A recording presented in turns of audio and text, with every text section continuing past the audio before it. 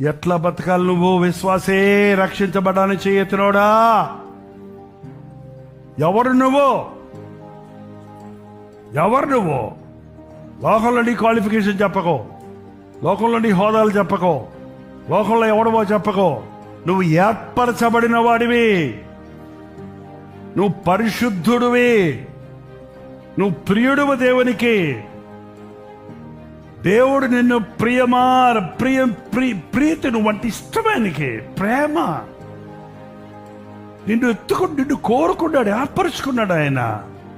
అసలు ఆ కృతజ్ఞత లేదు. రక్షించబడతామనేది నువ్వు కాదయ్యా రక్షించబడింది, నిన్ను రక్షించిన ప్రభువుది గొప్ప. నువ్వు రక్షించబడతా గొప్ప ఏంటి? నీలాంటోడు రక్షించడానికి కోరుకున్నాడే, అది ఆయన ప్రేమ. నా ప్రేమ చేత కాదు, నీ ప్రేమ చేత రక్తమిచ్చి నాకు రక్షించావు అనేది పాడాం కదా.